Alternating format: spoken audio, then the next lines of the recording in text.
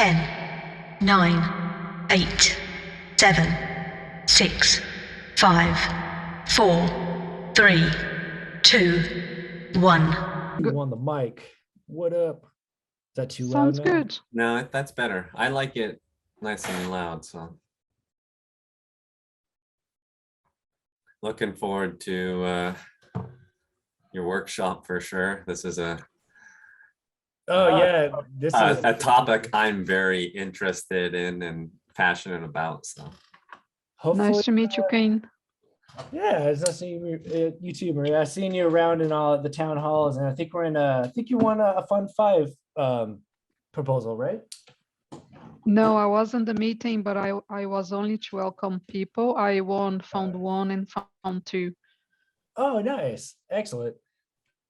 and maybe doing a Fund 6 proposal about language, like a Lowering technology barrier. to do language translation for all the video podcasters and stuff. Oh yeah, that'd be awesome. That's tricky, a little bit easier than text, I imagine, because you have to like listen to it a bunch of times. I give it up to the props to the users that are like in real time. Like I don't know if you ever listened to them. Like that's like got to be a really challenging thing to do. Like to actually sit there and like. Oh, on town hall, you mean? That Oh, do yeah, the yeah. live trans. Yeah. Like that's actually really. Dude, like I can awesome. barely speak English, and that's my language. So It's very challenging. It's very challenging. I never went for it because I feel shy. yeah, I think that would be tough to be listening live to someone and translating it to a different language on fly. Props to all those people doing that for town hall and stuff now. Oh. What are you guys doing at Lovelace Academy, Maria? What's kind of on your guys' roadmap or agenda? We just finished up the loads of writing content to go with the videos. So I think now we're going to dedicate to actually doing the videos because the comments change a lot over the months or weeks or whatever it is, and would make our content out of date is what Keith keep telling me. So from now on, I am expecting to have more videos from Lovelace Academy. But by the way, I have a lovely interview with Lars. Very good interview. Nice. Yeah, he's a director educator from IOG, and it was a very nice conversation. I will actually post it on Lovelace Academy. And well, that's awesome to hear. What is there any details or something specific that you're really excited about that came out of the meeting? Anything that, I mean, like we can support the community or we can support you in that's part of that? Not really. We talk more about the Plutus program that's going on and what he's doing as education programs and a few things that Keith was in the meeting as well and asked a few questions. Not much ahead what we are now. I don't think so. But I think it's an interesting interview because Lars is very busy. It's very hard to get him an interview. I'm trying it for 2 months. So I think it's cool just to listen to the interview to get the insights. Very cool. Well, we still got 2 minutes before we actually are officially supposed to start, so I think we need to make sure I didn't realize the town hall open spaces was gonna overlap with this too much. That's a little unfortunate. But if you made some tweets about it, we'll retweet it out. Maybe we'll get the community to try to come on in. Yeah, Puneet, do you want to do a tweet? I will share as well to bring people in. Yeah, that is kind of the thing. We are conflicting schedule right now with but that's the nice thing about these being recorded too, is that you know, these learnings live on. So yeah. Well, this is gonna be fun. I'm nervous. Yeah, sure. I just don't want to miss the first to hackathon. You're gonna build history here. I just don't want to be out of the first hackathon, you know. It's history you're building. We are gonna talk about it in the future. Here we go. Quote treat. Come hear me talk about smart contracts and stuff. Are you a programmer, Queen? Yeah, I actually He's a Plutus pioneer. Plutus Pioneer. No, I'm trying to trying to Hey, get into smart contract development, and I decided to make this like my career. So I actually quit my job like, and for 2021, I was going to be only smart contract development, and that is what I've been doing now for almost eight full months going in. So that's kind of fun. But yeah, before that, I was do like do you have astrophysics plenty and stuff. jobs to do? Oh, and for the next like 2 months, I am. I'm debating on if I want to do a Fund 6 proposal. I don't know if that might be maybe I gotta stick with my Fund 4 and Fund 5 because I got funded in I both have rounds, so I have 2 projects I gotta do. I have to say, the guys that are able to program in the Cardano's languages, they are ahead of anything and anyone in the market. It's unfortunately I cannot program, but I'm very happy. I get loads of contacts from people. They want to develop a programming system. They are ahead of their market already. They are leaders, and they are looking for me in Brazil and my Portuguese marketing to help them to develop solutions and their business basis. And then I'm over the moon with it because it's very cool. But at the same time, we don't have enough programmers. Yeah, Yeah. it's interesting to think that even in the Plutus Pioneer program, there was like 1,000 like pioneers that went in, and like a small percentage of them actually got through the program. So like those who can code in Plutus and Haskell right now are going to be extremely sought after in like 4 weeks when this stuff goes live. Yeah, when you can use smart contracts and everything. How many people out of kind of percentage wise, rough estimate, went into the Plutus Pioneers and how many completed it? They made some I thought they did a Twitter or a Reddit post about that where they were there. It's, I don't want to underestimate it, but like they did it by the views on the YouTube, like comparing the first like 3 episodes to like the 10th episode. You talking about like 10% of the users, and I was like super stoked. So I was like, I did all the videos, like I have my notes and stuff, and I did all of them. Nice. And so well, so this will be a fun talk, and I'll get to, everyone will get to see a live smart contract actually. I'm excited, dude. Yeah. So see here, it's 1:02, so maybe we get this started. We got some folks coming in. All right, let's see here, make sure I'm good to go.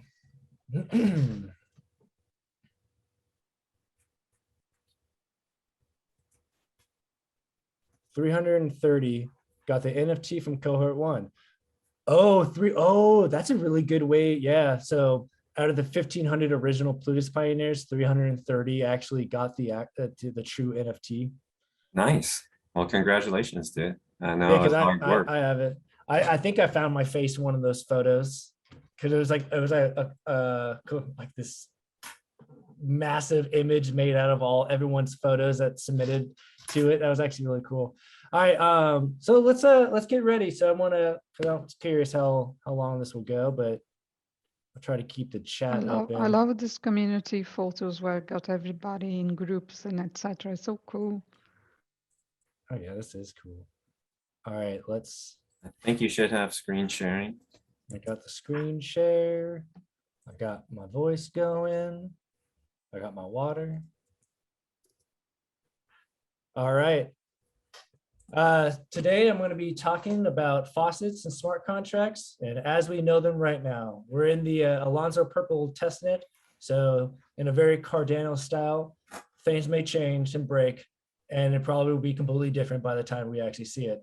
I'm the ancient Kraken. My name's Quinn. I usually just go by my online persona. Today, I'm going to be talking about the logical flows of the faucets that you typically see on Cardano right now, both the database and non-database solutions. I actually want to talk about the faucets that we were using inside the hackathon going on right now that are live. I want to briefly go into how we can translate the logic of faucets into the logic of smart contracts, where we can take a trusted system and begin to create a trustless system. I'm actually going to show you the flow of a token sales smart contract that I wrote inside the purple testnet. And then I'm going to do a live example of this smart contract using an on-chain code that exists today. I'm going to finish up the talk with a little brief thing on semi-trusted faucets, where we can use faucets to interact with smart contracts, and really kind of focus in on why user experience is going to be important in the future when everyone starts actually interacting with smart contracts and we have like wallet integrations and things like that. And then hopefully I won't go over time and we can have a really nice Q&A session after this where we can get a good little conversation going and we'll talk about it. Awesome. The first thing I want to go into is just the really like general logical flow of like faucets that exist on Cardano today. To keep it kind of simple, there are two key types of faucets that you typically see. You have your non-database style faucets. I dubbed these top off the bucket style faucets or the water cooler faucets. And then we have our little more complex but fully automated minter sender faucets that require a database. Each of these styles of faucets actually really do correspond to the type of policy script you're going to be using. If you're minting a NFT that can be minted at any time in the future, especially large art collections and things like that, you actually probably want to be using some type of database solution where a wallet isn't storing a whole bunch of NFTs all at once. Or if you want to have more of a fungible token style where you have like a currency where you're trying to do like an emission rate, maybe the water cooler top the bucket off style faucets a little more. It's really use case dependent. And like I said right here, there's no one size fits all solution. It's really fun and open-ended. And I like to say there's an infinite amount of ways to solve every problem. And I am showing you a small subset of solutions. We are going to go over just a really quick general faucet flow. The actual logic of a faucet is like pretty simple. You have a user going to be sending some amount of ADA to a wallet address. Some type of logic will occur, and then the user will get back, hopefully, their ADA and their token. And that's kind of just the idea of a logic flow. Of course, the complexity of this problem really gets into how does this step-by-step actually work. But in a general sense, this is all that's happening in a logical flow chart for a faucet. But when we start to apply that in a little bit more specific terms, and we're going to really focus in on the hackathon faucets that exist today. I love it. The water cooler. My water cooler example here. And it's actually a really good idea. You have the water at the top, and these are the tokens that are in the hot wallet, the faucet. And then the user just wants to open the faucet and get the tokens out.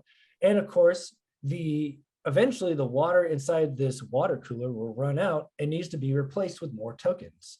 This is why I called it topping off the bucket. The seller is topping off the water continuously or as needed. And then the user doesn't even know. They're just still getting water out of the bottom of the cooler. It even could be a one-time limited edition bottle of water though too, correct? Oh yeah, it'd be the specialty water coming from the mountains of Colorado. But yeah, there's a lot of reasons this is important though. If Faucet wallet is hot, you're storing ADA in it, you're potentially storing a lot of NFTs or tokens in it. There's a lot of risks associated with that. What if my computer, the server running the Faucet logic gets hacked? What if the hard drive crashes? I didn't have any backups on USBs of these wallet keys. You're potentially losing a lot of money by having everything in one wallet. So by containing it inside the water cooler bucket of water, you really greatly reduce the risk associated with running the faucet. And then you can feel safe and sound. There can never be a situation where you're losing thousands of dollars. You'd be losing maybe tens or hundreds. It's really nice. And actually, it's really, I figured out with just running the hackathon faucets is if you're trying to do fungible tokens, like a currency style token, kind of like the contributor token, you can greatly control the emission rates and distribution of a token by only allowing a certain amount of water jugs. And if this example continues, to be distributed all at once. And it's a convenient way, and it is a fun thing to do. And it's really simple to implement and get started almost immediately. And then of course, when the tokens run low, you can have a user just fill it up manually, or you can just write another faucet that just automatically refills the faucet when needed. And it's kind of a nice mixed use case of both the automated and the semi-automated versions of it. Now, the actual logical flow is it gets a little bit more complex. So we compare this to the general flow, which is just a simple loop that just happens. The actual logic that you need to follow for the topping off the bucket thing, it needs to account for a seller to auto send a UTXO to the hot wallet such that it will refill the water or the tokens in this example. It also needs to allow for the buyer to send in a correct amount of ADA such that they can purchase a NFT or a token from the Faucet wallet. Now, a lot of individuals do this on a time base. Personally, I did it on a block base. It's because you're going to be utilizing the Cardano node as well as the Cardano CLI. So you can be querying the tip of the blockchain and actually have it just consume and look for the next block, because the next block will allow you to do a new transaction with the one single Faucet wallet. And so you have some function, which I try to color code everything, which the green things are, this color is functions that are occurring to a wallet. So it's checking it. So you basically are querying the UTXO at some address. And then you basically just go through a nice logical flow of, does it have any inputs? No. Well, you know what? Go check the UTXOs again. If it does have any inputs, well, does any of the inputs have a correct amount? No. I personally lean towards the, if you can't follow directions, your money becomes my money. But not everyone likes to follow that. You also want to auto send back incorrect amounts. Of course, if you somehow get a UTXO that can't pay for the fees itself while also sending the UTXO out, yeah, you have to keep it because, well, you don't have to, but you're in a situation where the seller is now paying for the fee, and someone can actually attack you and drain your wallet by doing that. So you need to circumvent that situation by just keeping the ADA in that specific case. If anything else, typically it's like the token costs 25 ADA and the individual sent in 20. They can they're pay for the fee, but they just get their money back. And then you just create a refund UTXO that goes back to the buyer's wallet. That makes sense. You make a mistake, you're going to pay 2 transaction fees. Yeah, from my personal faucets, I've actually never had this happen. No one's ever sent the wrong amount. I make, actually, when I create my front ends, I make it so no one's ever putting in numbers manually. You're clicking the amount and you're just pasting it into your wallet. So there's never a situation where a user can hit an additional number or forget the decimal place in the wrong place, or as I'll show in the automated situation, incorrectly paying the dust. But typically they are paying the correct amount of ADA, or at least you hope they are.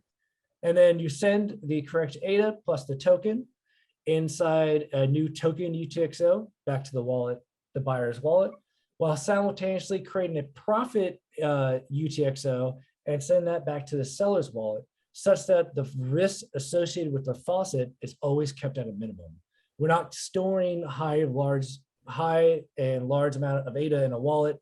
We're keeping that in a wallet that's safe and secure, like a cold wallet. And then you have your hot wallet being your faucet wallet. This general flow is how the Hackathon wallets work. This is exactly what's occurring. And you can build one yourself. It's actually really fun, and it's really simple, actually. Yeah, it's a great flow chart too. Well done. Look, Thank you. very easy. It's not too convoluted. But we have a little bit more advanced versions of this. We can also have auto minting and sending ones. These are definitely the generalized versions of the water cooler method. This allows a seller to have a function, a faucet that only does auto minting, and it can actually account for different policies, different NFTs. It's actually really nice. It does require a database because there has to be a way for sender and minting information to be stored locally, and that can be accounted for in the future. This is really simple. I did this in Python. You can use even like the simplest, whatever database that you want and love to work with. It's really nice. It does allow a faucet to be split in the logic of a faucet to be split into many faucets. Actually, if you go back to this, there's only a single faucet wallet that handles all the token sending, where in the automated one, actually this becomes many different faucets, and it can be generalized. So the front end faucet wallet can be as many wallets as you want. So you can account for volume happening inside your wallet. It does require the user to send a unique dust string because, as I'll show in the smart contract example, we need a way to have a user point at a specific NFT and say, I want that NFT. I want to buy that one. I want to mint this policy and I want this NFT to be sent back to me. And we need some unique way to do it. And what we do is you just assign a random integer that will be a random amount of Lovelace attached to a transaction. This actually is, it's a really nice way. Typically, you will find this solution happening. I think this is your pretty standard go-to solution for NFT minting that has policy scripts that never end, where an arbitrary amount of art pieces can be made, or like in my art. Are you using this for your art faucet? No, because I actually wanted a rarity. Someone's got their background noise. You know, you could play solitaire on my tablet. What? Sorry. We can mute the crowd. I'm actually doing a mixture of the water cooler one. I wanted to make it so when a user purchases a NFT, they have a finite selection of NFTs they can pick from, and then a random amount is just getting added in. So it's not sequential. So an individual can't just be like, oh, let me get, block number, the next 4 art pieces. It's just gonna be a random thing that gets created. So I wanted just to kind of have a little rarity associated with it. So I'm actually not doing the full automated thing. And also all my faucets are gonna be changed into smart contracts, and all this stuff is just gonna be fully trustless automated. It's gonna be really nice. But the logic actually is really simple without going into too much details about auto sending, how each individual faucet works. We can actually reference just the water cooler. You're taking the water cooler and you're making it interact with the database. And that's kind of the idea. In terms of like the user experience, the user only knows the front end facing wallet. They do not know the send back faucet. They don't know the automate faucets.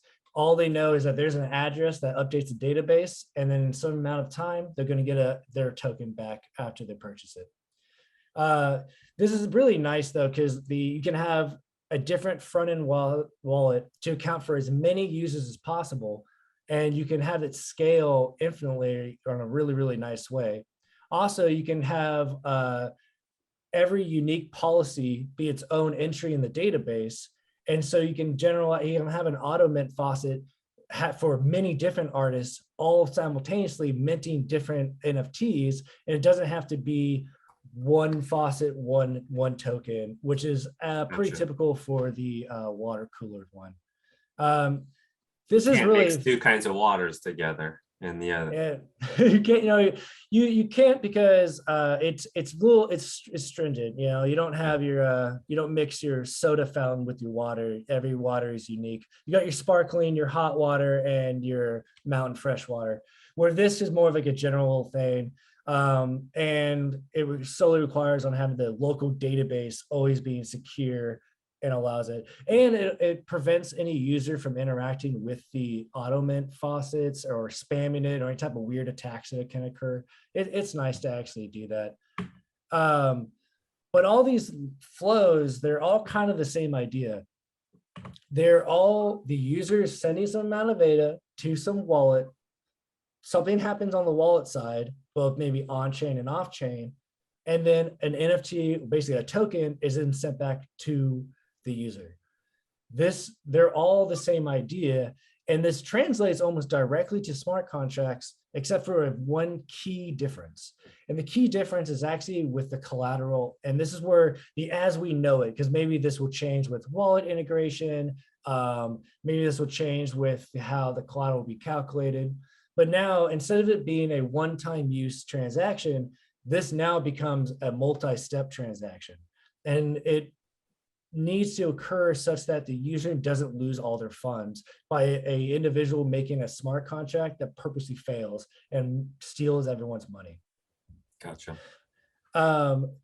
One thing I've noticed is that it is a little awkward right now to interact with smart contracts, as I'll show with the example I have on the Plutus Purple testnet. And in theory, the NFT faucet can be done as a user sends a transaction to a wallet, one block occurs, the next block happens, the wallet sends the next transaction back. That it can be done in 2 blocks. Typically it takes a little bit more because you just waste a certain amount of time, or you just ensure that there's no new transactions occurring. And so the actual response time of getting your NFT back from a contract is longer, but it's completely trustless. So it's kind of a trade-off. And also trustless contracts are awesome. Contracts on Cardano are going to be amazing. This is so Yeah, it much is kind of weird when awesome. you think about how,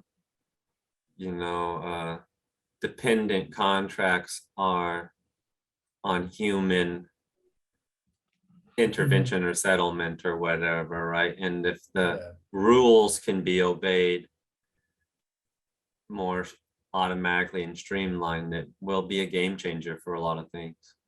Oh yeah, like if I run the faucets for the hackathon, and if my computer gets shut down, that just turns off. You can't turn off the blockchain. You can't turn off the on-chain validation of a smart contract. There's a lot of aspects to smart contracts that are going to be just amazing. And I think come the 12th, hopefully, smart contracts will be totally released, and it's going to give you a game changer for a lot of stuff. But I want to compare the flow charts to this, because it is a little bit different now. In your simple faucet flow, a user is just sending money to a wallet. The wallet sends back the token. But now to interact with a smart contract, we need to break this up into steps, and we need to break this up into blocks as well. So when a seller wants to sell an NFT, and this is actually the logical flow of what I've dubbed the flat rate to storefront smart contract that I wrote, and I'll show you in a little bit. The seller needs to create a collateral UTXO, and then needs to take your collateral UTXO and the token that you want to sell, and you give it to the smart contract. Then the script address has a spendable UTXO inside the script address. Script address has a spendable UTXO ready for someone to purchase. Gotcha. When a buyer wants to purchase that UTXO, they will also need to create collateral and then send the cost and the collateral to the smart contract. Simultaneously, they will spend the UTXO of the token back to their own wallet while replacing it with the UTXO of the cost of the ADA. Then me, as the seller, will then spend the UTXO of the cost of the ADA back into my own wallet. And of course, each one of these transactions needs to have a collateral UTXO, which is going to be really interesting because the collateral UTXO is dependent on the complexity and size of your smart contract. To run this contract, you need at least 15 ADA for the collateral to make it run. And all this does is purely on-chain validation. When the complexity of off-chain code and on-chain code get combined, this collateral may actually get really expensive, to the point where to run and interact with a smart contract, a user may potentially need hundreds of ADA in their wallet at one point in time just to ensure that they can interact with a token transaction. So I'm really curious how the collateral will change the next month, but for right now, it's going to be interesting. It will be. That's something that can be updated and voted on, like, as things progress, or how does collateral requirements change in the future, or do they change? They might change. I think they changed from each color of the Alonso testnet. Gotcha. Right now, I want to say it's 150% of the transaction fee. Just like any other transaction, if you have metadata and a UTXO for a token, you need a certain amount of ADA to be associated with that transaction. And so what you actually need to do is there's a size to the actual Plutus script you're compiling, and you have to pay for that transaction to occur onto the chain. And so you have to do that, but then they make it a little bit more such that you can't DDoS the network with purposely failing validators that fail in a non-deterministic way. And because if they did, they want to make it so you can't bombard the network with fake smart contracts that destroy everything. You need to have a way. Clog up. Yeah. You have to create an incentive to prevent these type of rich bad actor attacks, essentially. But you get the collateral back, and from all the tests I've done, I can't get it to fail and lose my collateral. Like, I'm really curious actually how you do that. But it seems that you just need to have the money in your account, or some account needs to pay for the collateral. But that's the general flow of it. You could do it in forward blocks. Typically, I've done this in 5, where you really do follow this flow as create collateral, spend the UTXO, put in the smart contract, create the collateral, and then you just repeat this. But it's 100% trustless. There's never a situation where a user is relying on me. Hopefully my server is running with the faucet. This is 100% on chain. I'm gonna take a drink of water. So I followed this flow, and I wrote a live contract, well, a testnet contract that works on Alonso Purple. So right now, I actually want to show you what it's like to interact with a smart contract on the Alonso Purple testnet. Let me spin up a node. Lots of queuing. And so I made a bunch of Python scripts. Oh, my mic is right in front of me. No, it's still good volume. There we go. So I made a bunch of Python scripts. I have 3 wallets, and then I have the script wallet. And the script wallet is just like a wallet, but it's like a public wallet. It's like a public wallet where the UTXO is spendable if you can satisfy the on-chain validation. And then it's totally spendable. And it's a really awesome idea, actually. But it is like a public wallet that anyone can use. I have wallet A. Wallet A wants to sell 1,000 token A's. Wallet B wants to purchase this 1,000 token A's for 25 ADA. Wallet D is a rich bad actor trying to steal all this money. So what we want to do is we need to create the collateral for wallet A, and then we're going to interact with the smart contract. So I made a nice little Python script called split the UTXO, and I want to split it for wallet A. Now, wallet B will also need a collateral as well, because they also need to have the Plutus script as well as pay for the collateral of the Plutus script potentially failing. So I'm going to run the same command, but I'm going to do it on wallet B. And we did it in the same block, so let's hopefully the block has propagated. What was that fatal error message you got on the first one? Oh, inside the Alonso Purple testnet, inside the protocol parameter file, there is a term that says the minimum UTXO for every transaction is actually set to null right now. And so instead of crashing, it throws a fatal error, and then I catch it, print it, and automatically assign 2 ADA to it. And so it's when you send a token, you want to send 1.4 whatever, the minimum UTXO. It just doesn't do that. You can actually hardwire it and manually put in whatever you want and do a test run of it. But this is just the CLI's way of catching the null value in the protocol parameter. So it's not, I'm not faking anything. This is real. So let's check. Let's see if the block has progressed. Yes, it has. So let's run the correct Python and check the current balance. So I have wallet A has their collateral they need to interact with it. wallet B has a collateral to interact with it, and I'm going to send token A, 1,000 token A's into the smart contract. And I just had just call it smart contract. Don't worry about this MOIO exception. Apparently there's an error in the Alonso code with the querying the tip too fast, where it throws a MUX exception. Though the transaction did submit, this is a test net, they are testing things. Yeah. Things will break. But since we see the transaction successfully submitted, it is 100% on chain and it is real. So let's look at the current block and see if it's propagated. Again, we're getting our MUX, and I can see here it is waiting. So the first thing I'm going to do is actually have the bad actor purposely send in an incorrect amount of money. When we looked at our Faucet logic, we have to have the Faucet auto account for incorrect sales. But in a smart contract, the incorrect sale amount can be put into the validation function so the transaction can't even build. On the user's side, they will never be able to even interact with the smart contract. There's never even a point where you have to account for incorrect because you can just put it into the validation function by itself. Now, let's see if we got in there. Perfect. So how this smart contract works is the datum associated with the UTXO in the script address is always the hash of the fingerprint of the token, such that every user knows the datum.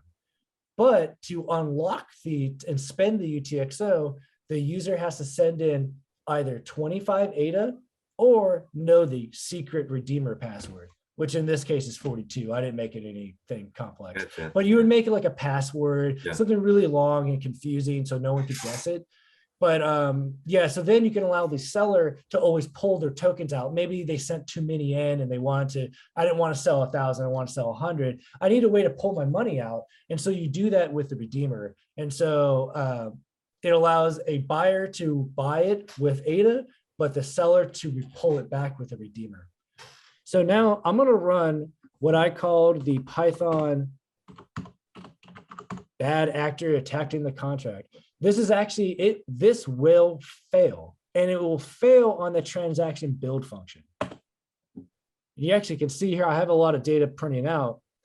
Our command fails upon the build because our Plutus script has failed to validate the function, because inside the validation function, it looks at all the UTXOs coming into the smart contract and says, are you spending to the script? And are you spending 25 ADA? And if you do not satisfy those criterion, it 100% fails and you can't even get the money out. So unless someone can purposely guess the redeemer, which maybe this can happen. Of course, this is not a production live account. I would probably do this a little bit differently. No one can actually steal it.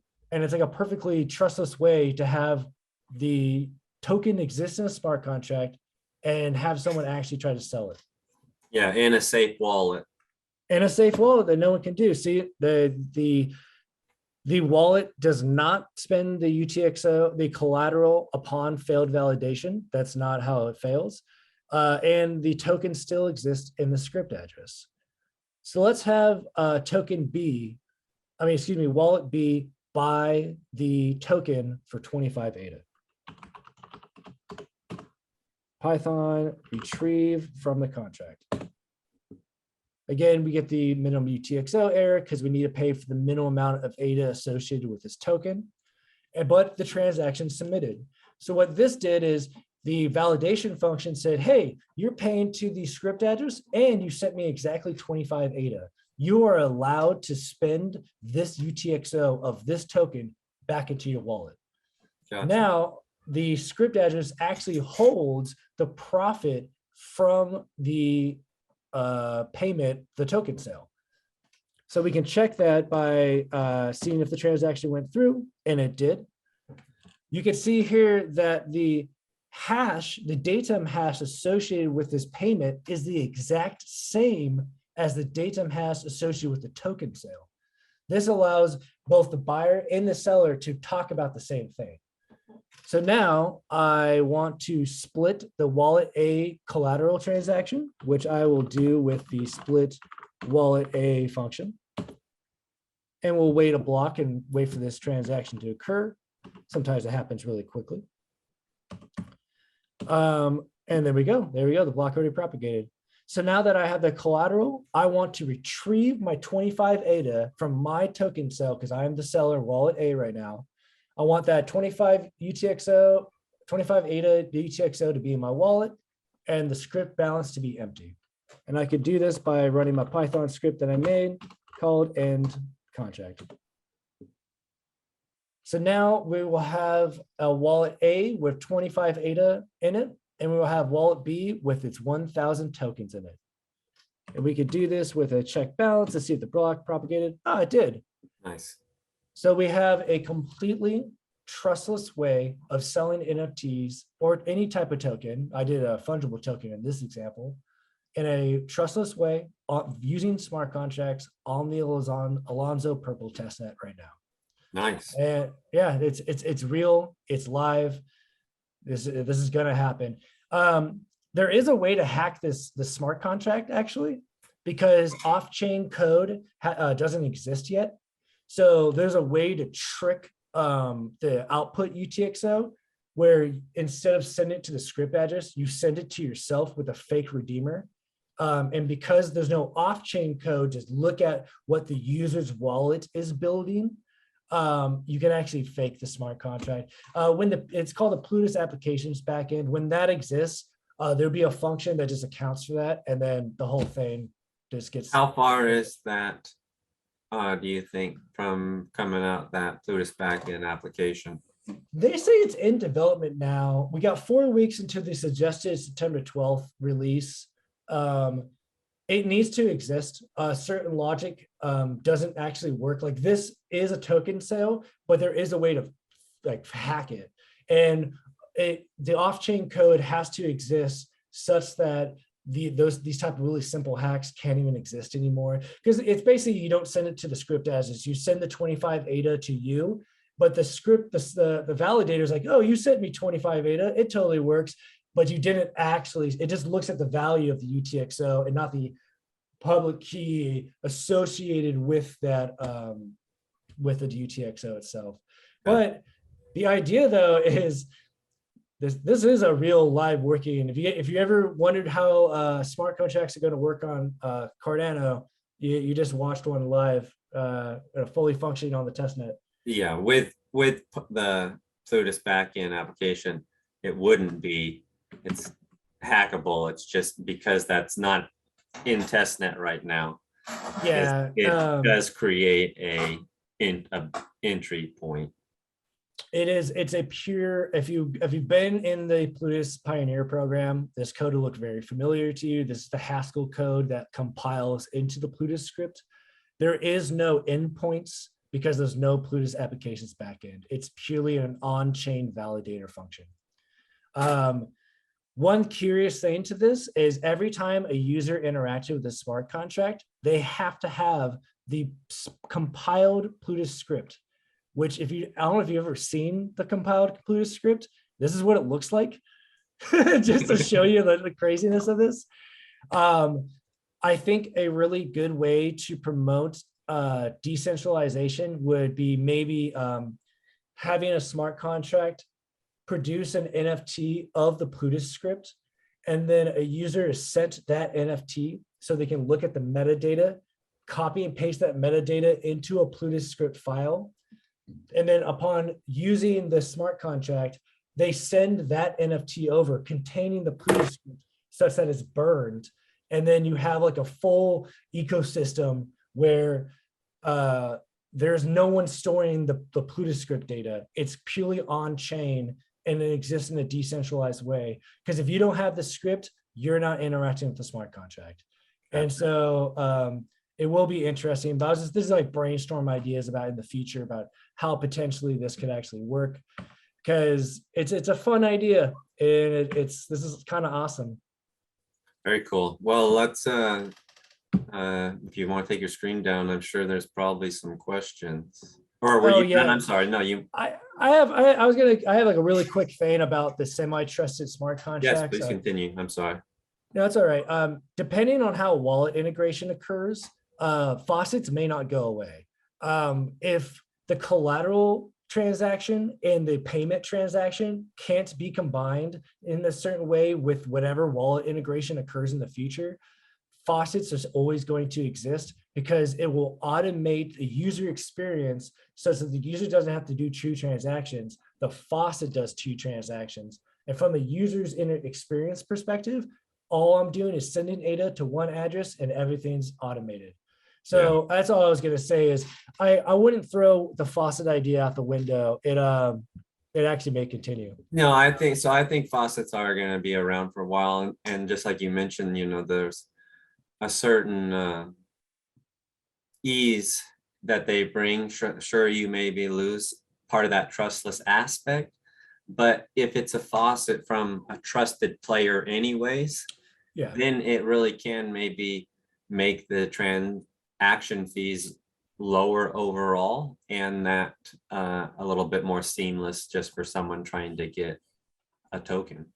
Yeah, because the current talk, I mean, all this may change in the future kind of stuff, but it's like Daedalus will look through all your wallet addresses and find the lowest UTXO that satisfies the collateral and just uses that.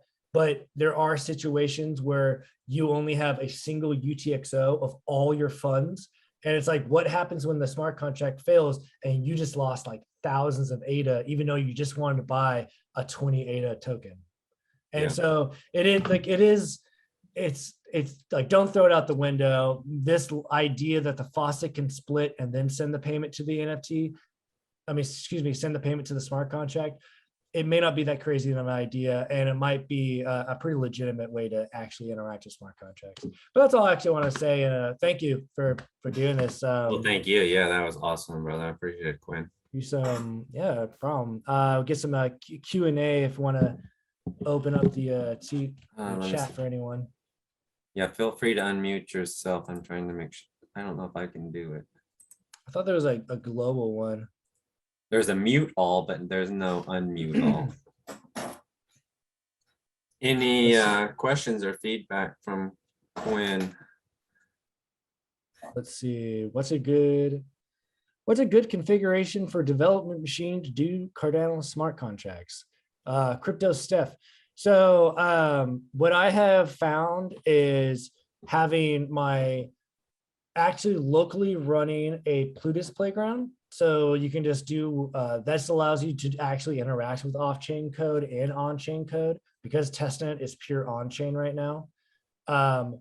That's really easy because you can do that in like a Nix environment and you can just get that going. I also keeping the Plutus GitHub open so you can use the search this repository function. So when you are importing functions, because at least on my VS Code, there's not a way to look up functions automatically. You can say, where's this function come from, and find the file and then look for the actual import call for Haskell that you need to use. So really it's just VS Code running the Plutus, the purple testnet, and then having a local playground so you can do back and forth kind of testing, What else was in the chat here?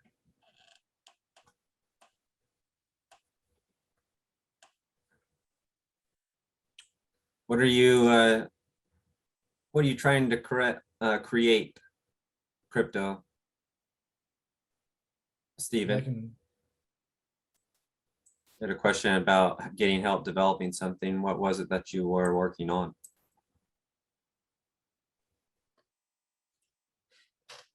Or maybe he doesn't have a mic. Yeah, he might not be able to talk.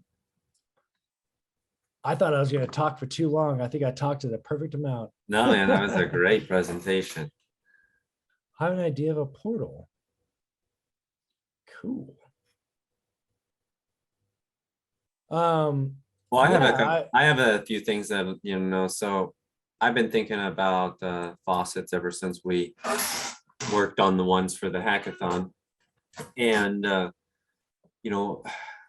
we were talking about some of the cool use cases around having it where a faucet was checking not only that you sent the right amount of ADA, but that you also included maybe other tokens that were, you were maybe going to, it might be a native asset that you send with the transaction and you're not going to get that native asset back. Or it could even be possibly that, I send in 10 ADA and ADA Maker Lab Access Pass, for example. I get something, unique from the faucet back, but I also get my ADA Maker Lab Access Pass back at the same time. Can you kind of elaborate a little bit on that process of, how Yeah. faucets work when you want to require more than just checking for ADA, but checking for other assets as well?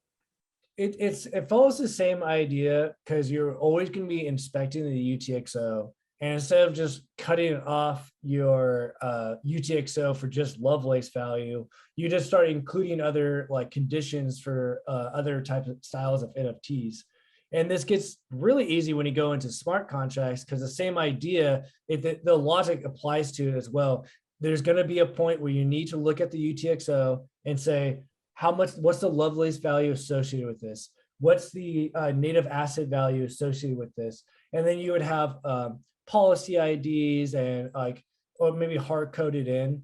Like that example I showed you, that could easily be, you send me a token and then I'll look at the UTXO for that token and I'll allow you to spend the other token in response. So the idea is still there, the logic's still there. There's just an additional, like, essentially a check that you need to make where it's like, all right, are you sending in ADA with the minimal ADA as well as that string continuing on and saying, does it have a policy ID that's I'm looking for, So it's still there. I really want that idea to be created in smart contracts because I think it's going to be easier to implement actually. Having that all the checking your different types of. Yeah, and because it would be like, send me the policy script of that, send me like the policy ID script, and so it has the policy ID, and then I'll import that into the smart contract and read that information and then compare it to the UTXO, and it would be like a really simple idea actually, and it's the smart contract solutions is probably going to be a little bit simpler if you know Haskell. Once you know Haskell, the solution for the actual on-chain validation part and the off-chain, it gets really easy because it's like almost built in. It's like you have to loop through the UTXOs. You're going to have to ensure that this UTXO has this specific policy and this specific cost to it. And it works out. And it's the same logic though. It's just the difference of the smart contract logic and the Faucet logic is the collateral statement. And also that it's not automatic. The smart contract never does an action. The user does an action. And that's why it's trustless. Yeah, true. Is this, you also mentioned about the Plutus backend application and the on and off chain code. You're working on a guide that was funded for, is it Fund 5? Oh yeah, it's my the off-chain computation guide. That one, I need to talk to them about that because the PAB doesn't exist yet, and it's like entirely reliant on that. But that's really going to help out with everyone because it allows locally a wallet pretty much to build the transaction to be validated on chain, where the off-chain wallet building is the synthetic blockchain that's existing only in the smart contract. And it's going to be a really good explanation of off-chain code. And I look forward to that. That'll be, I wouldn't be surprised. I can start working on that probably post smart contracts, or at least PAB needs to be on testnet before I even get started on that,